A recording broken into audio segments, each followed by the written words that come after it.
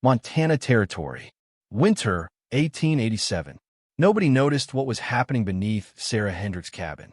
From the outside, it looked like every other homestead scattered across the Bitterroot Valley. Rough-hewn logs, a stone chimney leaning slightly west from the wind, a modest plume of smoke rising into the gray December sky. Ordinary, unremarkable, just another widow's cabin trying to make it through another brutal winter. But inside, it was a different reality. While her neighbors burned cord after cord of pine and still shivered through the night, Sarah's 2 children slept soundly in a cabin that held warmth like a secret, while families 3 miles down the valley huddled around dying fires. Her modest stove seemed to do the work of 3. What did this former schoolteacher understand about heat that experienced builders missed? The answer was literally beneath their feet. If you want to learn one frontier heating technique every week that actually worked when lives depended on it, hit that subscribe button right now. And drop a comment telling me where you're watching from. I read every single one. Today, you're going to see how a foolish excavation became the most copied survival technique in western Montana, and the numbers that humbled an entire valley. Sarah Hendricks didn't set out to prove anyone wrong. She just wanted her children to stop getting sick. It was October 1886 when she moved into the abandoned cabin on Elk Creek. A widow with 2 children under 7, no family within 200 miles, and a winter approaching fast. The cabin was small but solid. 16 feet square, log construction with clay chinking, a fieldstone foundation that kept the floor about 8 inches off the frozen ground. It should have been adequate, but by November, she understood why the previous owner had left. Her daughter Emma, age 6, developed a persistent cough that wouldn't break. Her son Daniel, barely 4, woke most mornings complaining that his feet hurt from the cold. Sarah would light the stove before dawn, feed it steadily through the day, and still, by the time she banked it at night, frost would form on the nails protruding through the floorboards. The problem wasn't the stove. It was a decent box stove, cast iron, probably 200 pounds. The problem wasn't the wood supply either. She had access to standing dead lodgepole pine within a quarter mile. The problem was the floor. Every morning, she'd kneel down and press her palm against the planks. Cold. Always cold. Not cool. Cold, like touching stone in shadow. The heat from her stove rose straight up, gathered at the peaked ceiling, and leaked out through gaps in the roof boards. Meanwhile, the crawl space beneath the cabin acted like a wind tunnel, pulling frigid air across the underside of the floor, stealing warmth faster than she could generate it. She did the math in her head. 3 armloads of split pine every 4 hours during waking time.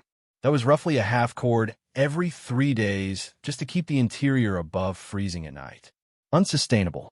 Her nearest neighbors, the Calhoun family, burned even more. Bill Calhoun had built his cabin the proper way, with a raised floor for airflow and a tall chimney for draft. He went through a full cord every 4 days and still complained about cold feet. Sarah had taught school back in Pennsylvania. She'd read about root cellars, about how Earth, once you got below the frost line, held a steady temperature year-round, cold in summer, but crucially, warm relative to winter air. 42 to 50 degrees Fahrenheit, depending on depth and drainage.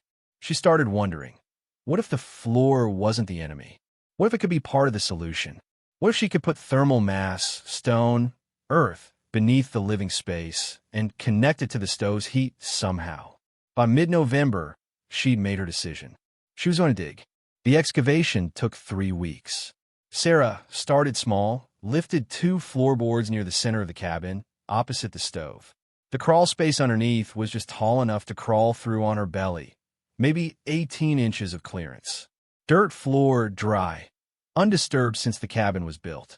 She used a short-handled spade and a tin bucket. Every morning after stoking the fire and feeding the children, she'd pry up another board, widen the hole, and dig. Slowly, methodically, 1 bucket at a time, hauled up through the opening and scattered in the woods behind the cabin where no one would notice. By the end of week 1, she had a pit roughly 6 feet long, 4 feet wide, and 3 feet deep, just tall enough to sit upright in. The walls were raw earth, braced with scrap lumber to prevent collapse. But depth wasn't the goal. Insulation was. She kept digging, 4 feet deep, then 4.5. At that depth, the soil temperature stabilized. She could feel it with her bare hands, noticeably warmer than the surface, steady, almost alive. Not hot, just resistant to the cold. Then came the stone.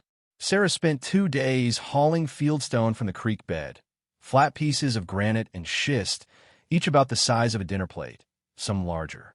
Heavy, cold to the touch when she pulled them from the half-frozen stream, but perfect for what she needed. She dry-stacked them against the earth walls of her underground chamber. No mortar, just tight-fitted stone, like the old root cellar she'd seen in Pennsylvania, creating a thermal battery around the space. Stones absorb heat slowly, release it slowly. 4 walls of stacked stone, each about 6 inches thick, holding warmth the way a cast-iron pan holds heat long after you pull it from the flame. The floor of the chamber stayed bare earth. 4 inches of sand spread smooth for drainage and to prevent moisture from seeping up into the living space. Then came the crucial part, ventilation. Sarah cut a small hole, 4 inches square, through the floorboards directly above the chamber, positioned close to the stove. She fashioned a crude duct from scrap tin, angled down into the chamber. When the stove was running, hot air would spill down through the duct, fill the stone-lined space below, and slowly warm the mass.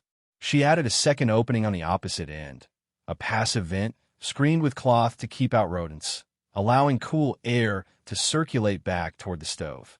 A convection loop. Warm air sinks into the chamber, heats the stone, cool air returns to be reheated. The access? A hinged trapdoor, flush with the floor, hidden beneath a wool rug and positioned under a bed frame. No one would see it unless they moved the furniture. When she finally nailed the floorboards back in place, smoothed the rug, and slid the bed into position, the cabin looked exactly as it had before. But underneath, it was a different structure entirely. Bill Calhoun, passing by one afternoon in late November, saw her carrying stones. "Building a retaining wall?" he asked. "Something like that," Sarah said. He shrugged and kept walking. The comments started in December. Not loud, not hostile, just dismissive. A trapper named Eugene Cross stopped by to trade pelts for flour and noticed the pile of displaced dirt behind the cabin. "You digging for gold under there, Mrs. Hendricks?" She smiled politely. "Just improving the foundation." "Foundation's fine," Cross said. "Cabin's been standing 6 years." Another neighbor, Mary Watts, came by with preserves and noticed Sarah hauling the last of the stones. "That's heavy work for a woman alone." "It's necessary work," Sarah replied. "Looks like root cellar work," Mary said, frowning. "But you're putting it under the house?" "Something like that." Mary shook her head. "Floor's going to rot out with all that moisture. You'll be replacing boards by spring." At the settlement store in Stevensville, 15 miles south, the owner, a man named Horace Finch, had heard the rumors. When Sarah came in for nails, he leaned on the counter and grinned. "Heard you've been doing some mining, Mrs. Hendricks." "Excavation," she corrected. "Same thing." He rang up her nails. "Bill Calhoun says you dug a hole under your whole cabin." "That true?" "Part of it." Finch laughed. "Well, I hope you know what you're doing. I've seen floors collapse from undermining. Seen a cabin in Missoula drop 8 inches overnight because some fool tried to expand his cellar without shoring." "I shored it," Sarah said. "Still," Finch continued, "woman's work shouldn't include mining. No offense, but there's a reason men do the building." Sarah paid, took her nails, and left. By mid-December, the consensus around Elk Creek was clear. Sarah Hendricks had done something odd, probably unnecessary, and definitely unwise. A waste of time and energy. The kind of project you attempt when you don't understand how cabins actually work. Bill Calhoun put it plainly to his wife. She'll learn the hard way. That floor will sag, or worse, she'll get groundwater seeping up and the whole cabin will smell like a swamp. No one was hostile. They just didn't take it seriously. And Sarah didn't explain further. She kept her stove running, fed her children, and slept soundly on the bed positioned directly over the hidden trapdoor. By Christmas, the talk had faded. People had their own problems. Winter was coming hard. January 10th, 1888. The temperature dropped to 12 degrees Fahrenheit overnight, and by morning, it was still falling. A low-pressure system had stalled over the northern Rockies, pulling Arctic air straight down from Canada. The kind of cold that makes your teeth ache. The kind that turns your breath to ice crystals before it leaves your mouth. By January 11th, it hit 0. By January 12th, it was 15 below. And then the wind came.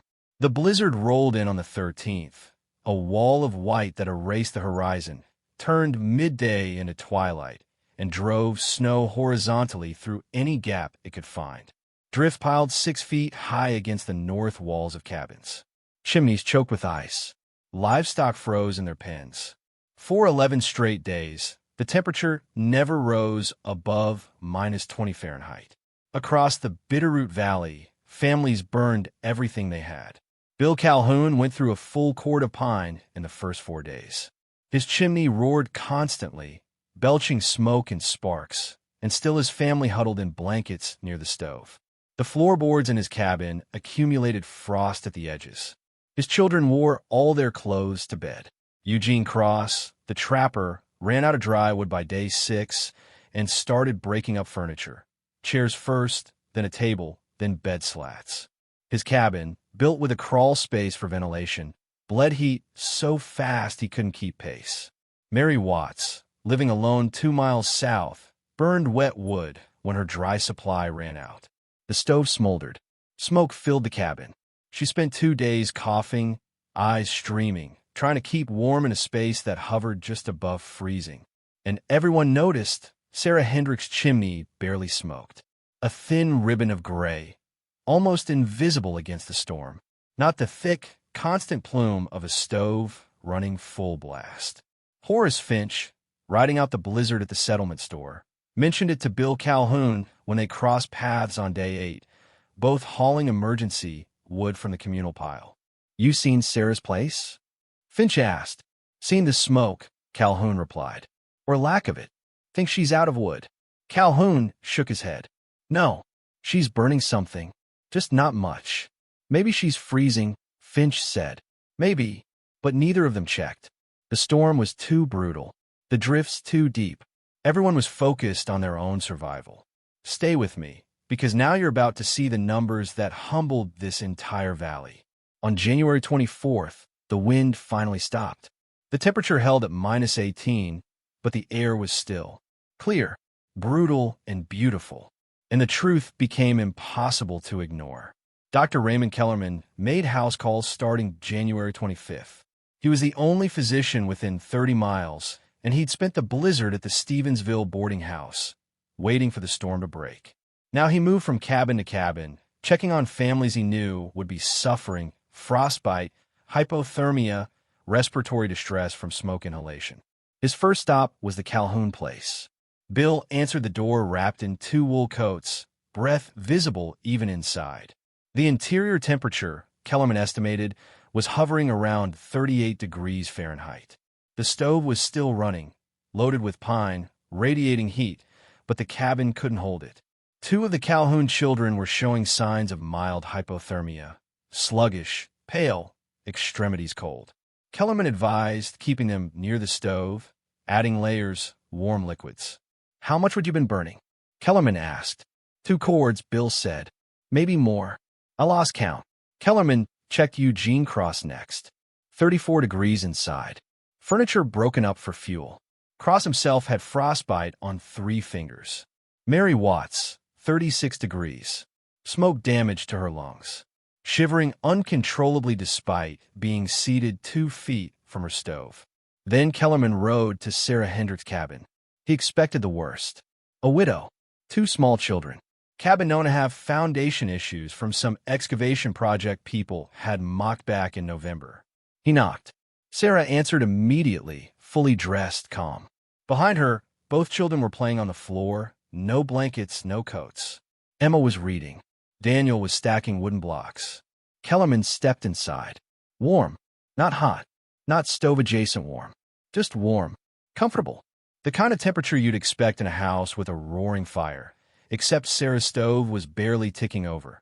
A small flame, a few pieces of split pine, nothing extravagant. Kellerman pulled out his pocket thermometer. 58 degrees Fahrenheit. He walked to the far corner, away from the stove. 56 degrees. He crouched and pressed his hand to the floorboards. Warm, not hot, but distinctly warm to the touch, as if the entire floor were radiating heat. Mrs. Hendricks, he said slowly, how is this possible? Sarah smiled. Would you like to see? She moved the bed, lifted the rug, opened the trapdoor. Kellerman stared down into the stone-lined chamber below, still holding residual warmth from days of slow, steady heating. The walls radiated. The air rising from the space was noticeably warmer than the surrounding cabin. How much would you burn? Kellerman asked. Half a cord, Sarah said. Maybe a third of what my neighbors used. Kellerman did the math in his head. Bill Calhoun, 2 cords of wood, 38 degrees inside. Sarah Hendricks, half a cord, 58 degrees inside. 20 degrees warmer. 1/3 the fuel. He asked to inspect the system. Sarah explained the convection loop, the stone mass, the depth below frost line, the insulation provided by Earth itself. Kellerman took notes. By the time he left, he'd committed the design to paper, rough sketches, measurements, observations. That evening, back in Stevensville, he mentioned it to Horace Finch. You won't believe what Sarah Hendricks built. Finch frowned. The undermined floor? It's not undermined, Kellerman said. It's engineered. Word spread faster than the blizzard had. By early February 1888, Sarah Hendricks had visitors. Not critics, not mockers, learners. Bill Calhoun came first, hat in hand, asking if he could see the chamber. Sarah showed him.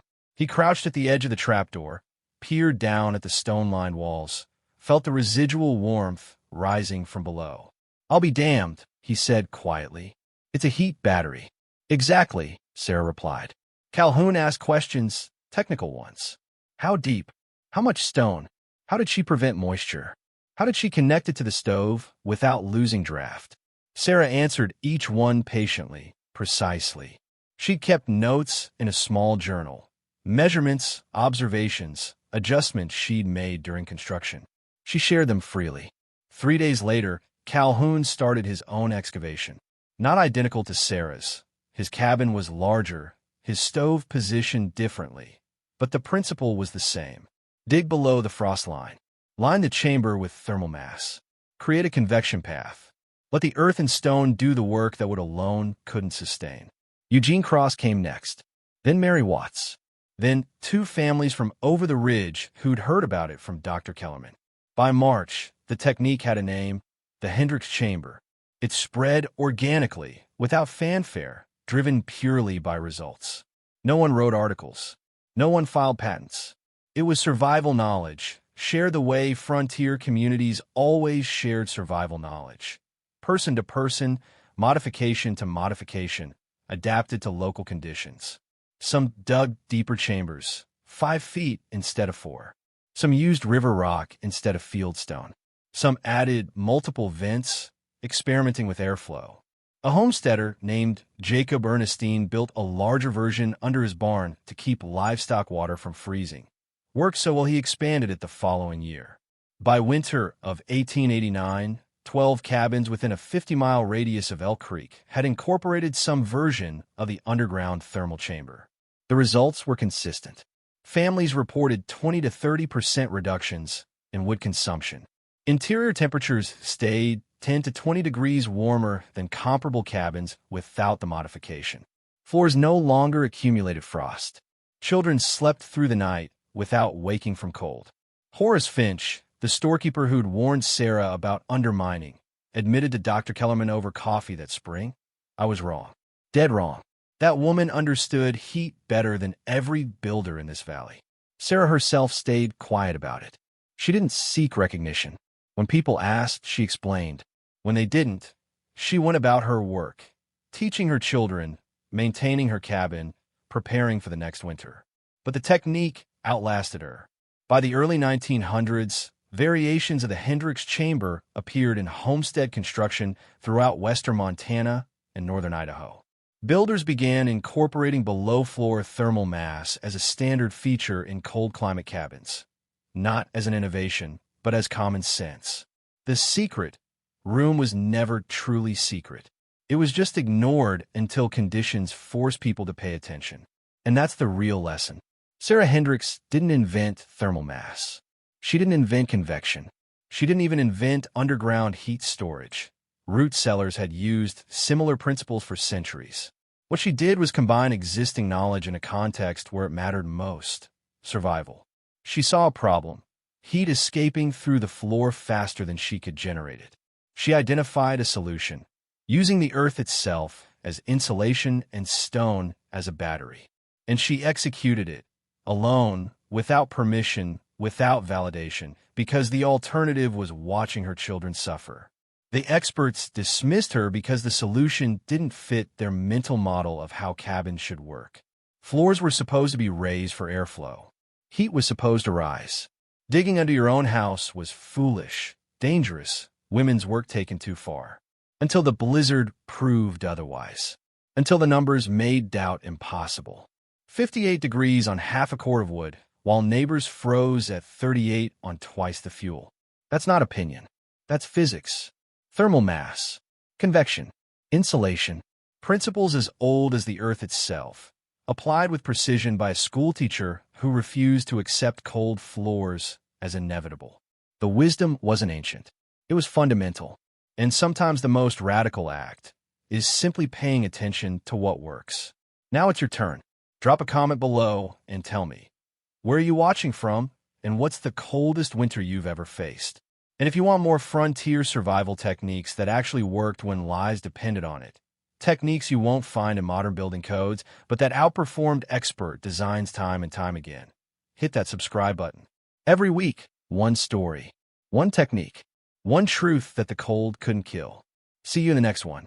Educational and historical content, not a substitute for professional engineering advice or modern building codes. Always consult qualified professionals for construction projects.